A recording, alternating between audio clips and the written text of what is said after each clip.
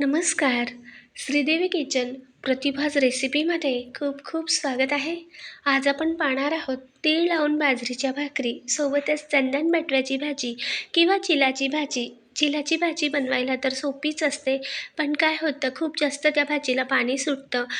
असं न होता मीठ घातल्यावरही पाणी सुटणार नाही, उलट चमचमीत अशी चिलाची भाजी होईल. चला तर मग भाकरी आणि भाजी बनवायला सुरुवात करूया. तर इथे मी 2 गड्डी एवढी ही चंदन भटव्याची भाजी किंवा चिलाची भाजी तोडून घेतली. वजनी म्हणाल तर अर्धा किलोपेक्षा जास्त आहे. 600 ते 600 650 ग्रॅम एवढी भाजी आहे. तर हे पहा, असे हिचं पान असतं चंदन भटव्याचं. तुमच्याकडे या भाजीला काय म्हणतात? कमेंटमध्ये नक्की सांगा. आमच्या इकडे चिलाची भाजी किंवा चंदन बटव्याची अशी भाजी म्हणतात. तर हे पहा, अगदी मी गेंदे-गेंदेच घेतले आहेत पुढची पानं-पानं आणि थोडेसे पुढचे गेंदे-गेंदेच अशी तोडून घेतली आहे. सुटसुटीत अशी भाजी आहे. आता आपण ही भाजी धुवून घेऊयात. यासाठी एका मोठ्या टोकरीमध्ये पाणी घेतलं आणि आता यात घालूया अर्धा ते 1 चमचा एवढे मीठ. या भाजीला खूप जास्त पाणी सुटतं.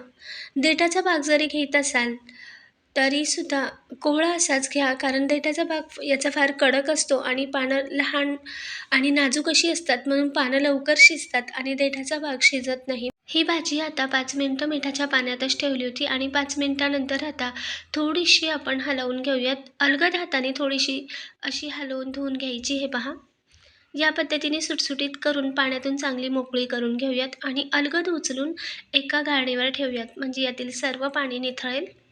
1-2 ते 3 वेळा पाण्यातून धुवून घेऊयात, म्हणजे माती वगैरेही असेल तर सर्व निघून जाते. तर हे पहा, एकाच पाण्यात किती माती अशी दिसते खाली तळाशी बसलेली आणि पाणी फार घाण होतं. आता नवीन दुसरं पाणी घेतलं आहे आणि या पाण्यात आता पुन्हा ती भाजी घालूयात, म्हणजे अजिबातच काळपट असं पाणी निघत नाही आणि माती वगैरे ही सर्व निघून जाते.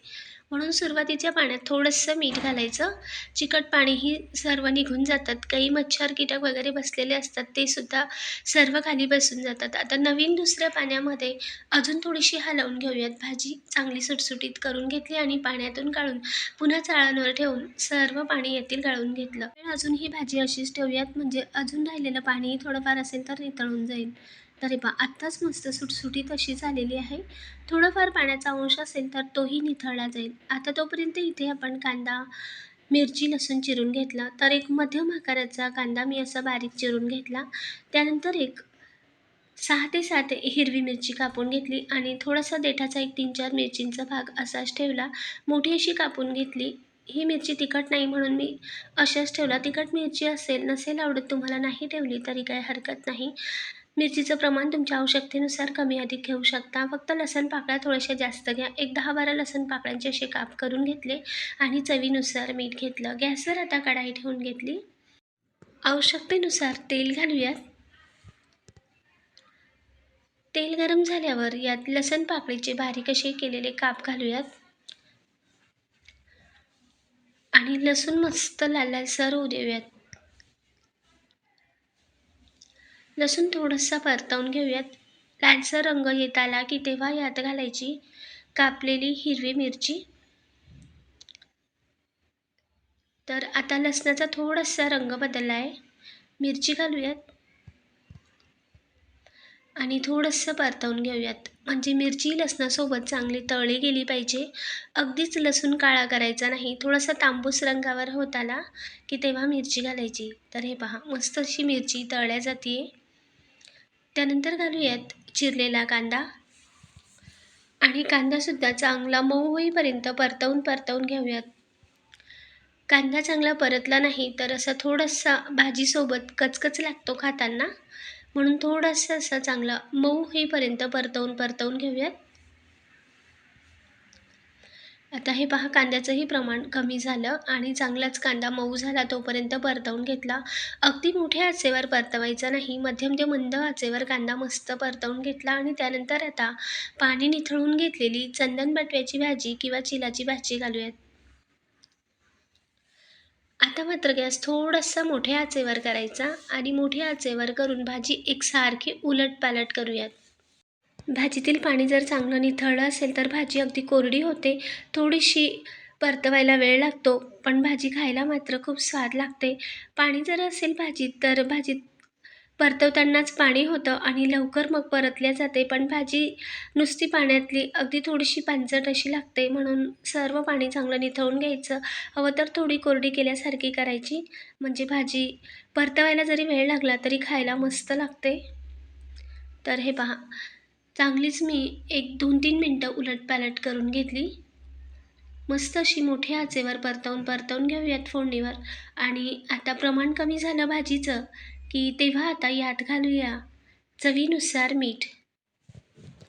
असं भाजीचं प्रमाण कमी झालं, की मग मिठाचा अंदाजही आपल्याला बरोबर येतो. आता चवीनुसार मीठ घातल्यावर पुन्हा सर्व मीठ मिक्स करून घेऊयात. तर हे पहा, पाहू शकता मीठ घातल्यावर हे अजिबात पाणी सुटलं नाही. थोडंफार मिठाचं पाणी दिसेल, पण जास्त पचपच पाणी नाही. नाहीतर मग खूप दाण्यांचा कूट घालावा लागतो आणि त्यामुळे भाजीची चव थोडीशी कमी होते. म्हणजे मुळातल्या भाजीची चवच येत नाही. तर हे पहा, दाण्यांचा कूट घालण्याची सुद्धा गरज पडली नाही.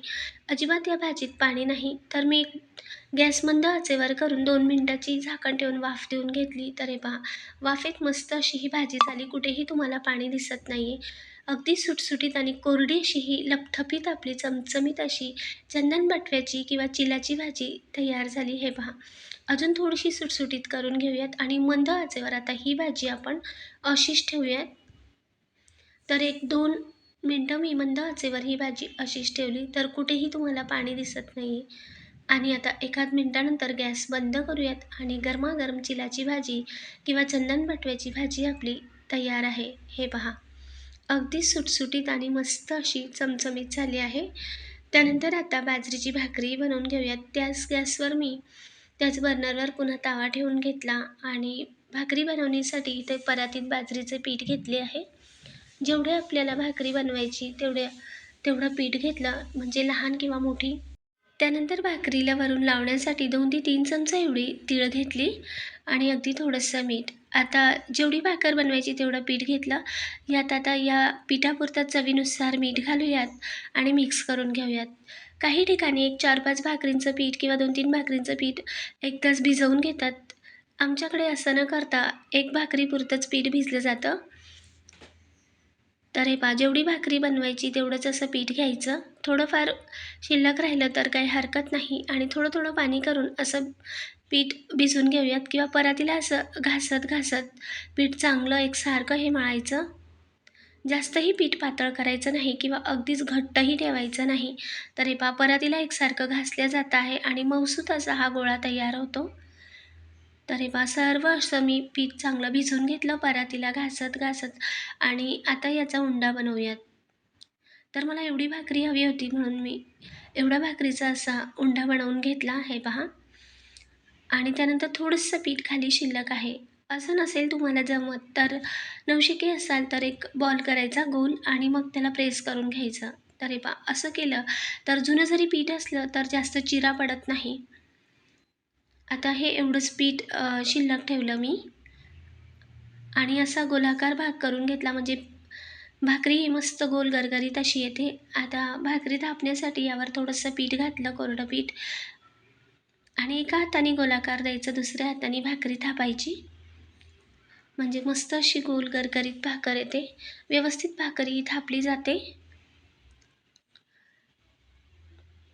तर हे पहा, भाकरी जसजशी मोठी होत येते तसं एका हाताने गोलाकार द्यायचं. जुनं पीठ असेल तर चिरा जातात. जास्तही जुनं पीठ घेऊ नका, म्हणजे भाकरी कडवट अशी लागते. तर हे पहा, मस्त अशी भाकरी मी थापून घेतली गोलाकार. कुठेही चिरा गेलेल्या नाही आहे भाकरीला. आता वरून लावूयात तीळ आणि तीळ लावून थोडंसं असं प्रेस करून घेऊयात किंवा अशी थोडीशी थापून घेऊयात अजून. तर तीळही भाकरीवर अगदी दबल्या गेल्या आहेत. तर आपला तवाही मध्यम आचेवर मध्यम असा गरम झाला की भाकरी उचलून आता तव्यावर घालूयात. पिठाकडचा जो थापलेला भाग आहे तो असा वरती करायचा. हे पहा, पिठाचा भाग वरती केला की यावर लावूयात पाणी. तवा बरोबर असा गरम झाला पाहिजे, जास्तही नाही किंवा अगदीच लो आचेवर ठेवायचा नाही. मध्यम असा तवा गरम ठेवायचा, मध्यम गॅसची आच ठेवायची आणि यावर भाकरी घातल्यावर पटकन असं हे पाणी लावून घ्यायचं. जास्त वेळ न करता भाकरी तव्यावर घातल्यावर लगेचच पाणी लावायचं. आणि पाणी जास्त न सुकू देता अगदी अर्धा मिनटं किंवा काही सेकंदांनंतर भाकरी उलट करून घेतली. तर हे पहा, एका बाजूनी मस्त अशी आपली भाकरी भाजली गेली आहे. लोखंडाचाच तवा आहे तरीसुद्धा अजिबात करपत नाही. तर या बाजूने सुद्धा उलट करून घेतली आणि आता उलट बाजूही चांगली भाजली गेली होती. गॅस मोठ्या आचेवर करून अगदी टम्म अशी ही बाजरीची भाकरी फुगते. थोडीशी सुरुवातीला खाली बसल्यानंतर हे पहा, पूर्ण भाकरी टम्म अशी फुगते. जिथं वाटत असेल तिथं अशी काठाला थोडीशी प्रेस करत करत एकसारखी भाजून घेऊयात. तर हे पहा, खमंग आणि खरपूस अशा बाजरीच्या भाकरी तयार करून घेतल्या. जेवढ्या मला भाकरी हव्या होत्या तेवढ्या थापून घेतल्या. तर सर्वच भाकरींना मस्त असा पापड आला आहे. गरमागरम चंदन बटव्याची भाजी सर्व करूयात. आणि सोबतच खमंग अशी भाजलेली तीळ लावलेली बाजरीची भाकरी, खरपूस असा मस्त पापड आला आहे. अगदी व्यवस्थित अशी चारही बाजूनी भाकरी थापली गेली आणि भाजली गेली, तेवढीच खायला अशी खरपूस भाकर स्वाद लागते. मी इथे मसूरची डाळ, भात आणि चटणीही बनवून घेतली होती. तर भाकरीसोबत मसूरची डाळही मस्त लागते, थोडीशी तिखट आणि झणझणीत. तर हे पहा, चारही बाजूनी भाकरी चांगली भाजली गेली आहे. तिळही उठून दिसते पापडवर आणि हे पहा, सर्व पापड असा अलगद निघतो आहे, इतकी टम्म भाकरी फुगली आहे. तर दोघंही बाजूनी चांगली भाकरी भाजली गेली होती म्हणून पापड छान येतो. आणि ही भाजी भाकरीसोबत तर छान लागते किंवा कुठल्याही ज्वारीच्या भाकरीसोबतही ही चिलाची किंवा चंदन बटव्याची भाजी खूप छान लागते. चपातीसोबतही छान लागते. साधी सोपीच अशी रेसिपी आहे. आवडल्यावर लाईक, शेअर, सबस्क्राईब करा. कमेंटद्वारेही सांगा. धन्यवाद.